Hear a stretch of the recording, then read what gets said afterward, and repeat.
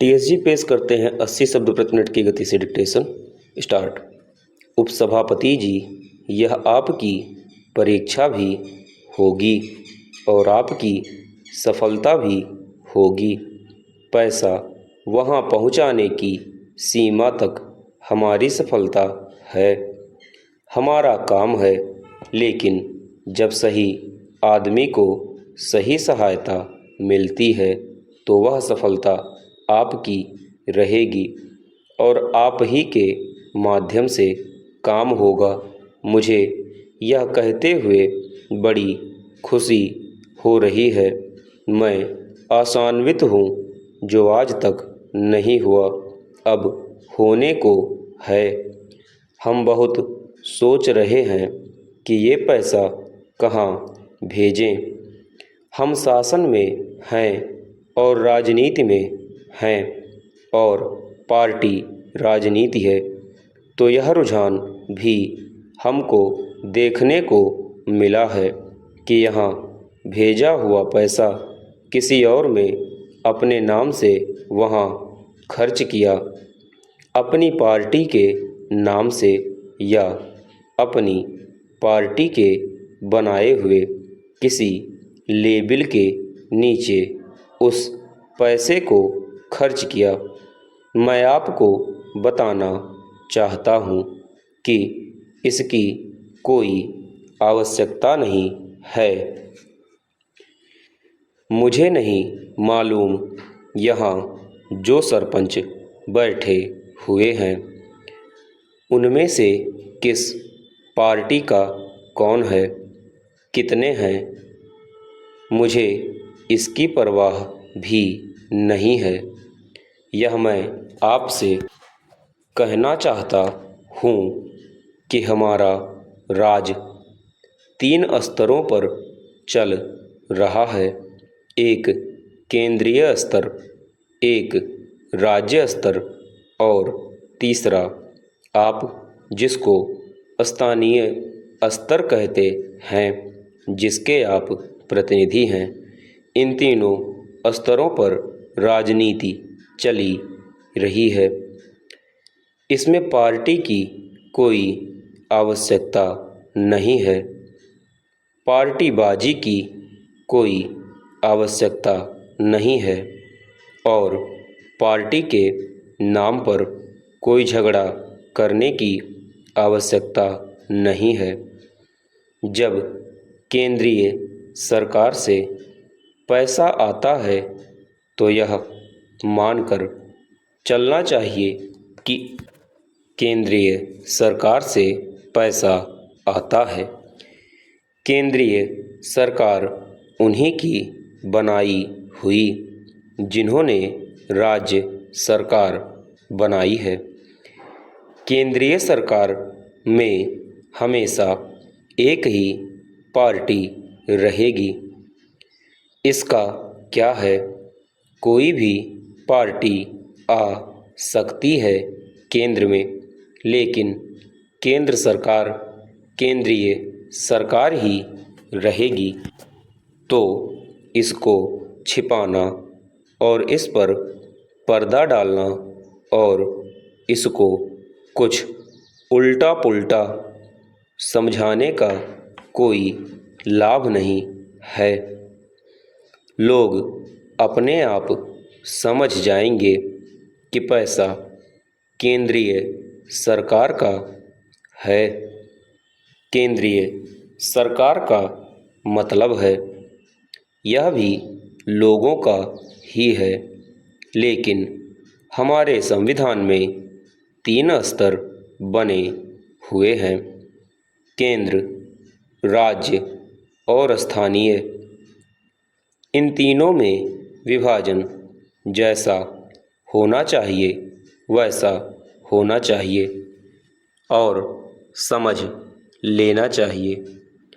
राज्य सरकार हमारे कार्यक्रमों को बदल डाले, कोई दूसरा नाम दे और ये पैसा दूसरे नाम से खर्च करने लगे, नहीं ठीक है। पूर्ण विराम चेंज। महोदय, जापान की यात्रा सदा ही सुखद होती है।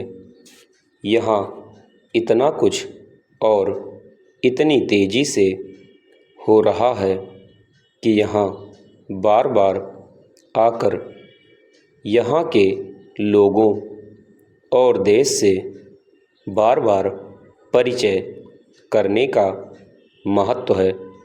जापान की प्रगति की भारतवासी बहुत सराहना करते हैं। युद्ध के बाद आपका अपने देश का पुनर्निर्माण और आपकी हाल की आर्थिक सफलताएं असाधारण हैं, किंतु आपने जिस ढंग से अपनी राजनीतिक और सामाजिक प्रणाली का कायापलट किया है और लोकतंत्र की स्थापना की है, वह भी कम महत्वपूर्ण नहीं। मैं वर्तमान जापान की आत्मशक्ति के प्रति अपनी श्रद्धा प्रकट करता हूँ।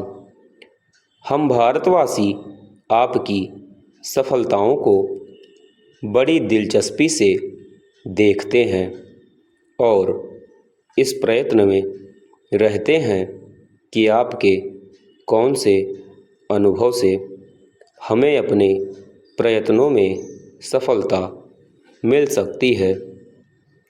कोई चीज़ भी दूसरे से पूरी की पूरी उधार नहीं ली जा सकती, उसको लेकर आत्मसात करना होता है।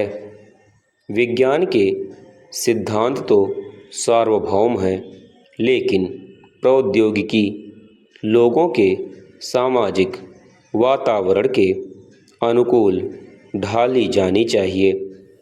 चेंज जो लोग भारत के बाहर हैं, उनके लिए हमारे देश को समझना और हमारे प्रयत्नों की विशालता का अनुमान लगाना कठिन है।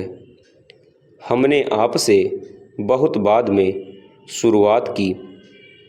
जब हम स्वतंत्र हुए तो हमारे देश के 500 से ऊपर राजनीतिक टुकड़े थे। जनसंख्या बहुत अधिक थी। भाषाओं और धर्मों की बहुतायत थी। विभिन्न राज्यों में ही नहीं, एक ही राज्य के भिन्न भिन्न भागों में विकास का स्तर भिन्न भिन्न था। इन सब बातों के कारण हमारी कठिनाइयाँ बहुत बढ़ गईं। ऐसा विशेष रूप से इस कारण था कि हमने लोकतंत्रीय मार्ग अपनाया।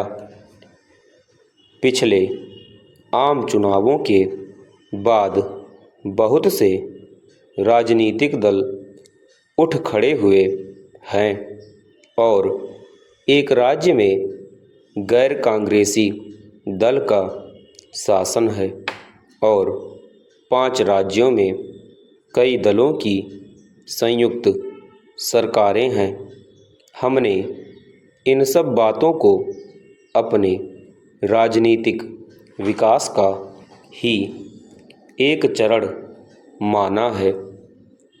कुछ उग्रवादी दल हैं, फिर भी अपने उद्देश्य और तौर तरीकों में वे चाहे जितने भिन्न हों, हमें उनके मत को इस तरह ढालना है कि वे भी देश की एकता और प्रगति में पूरी तरह भागीदार बन सकें।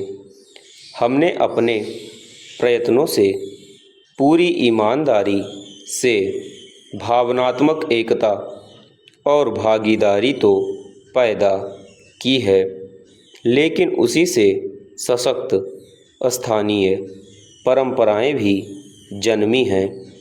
एकता का अर्थ एक सा होना नहीं होता। पूर्ण विराम समाप्त।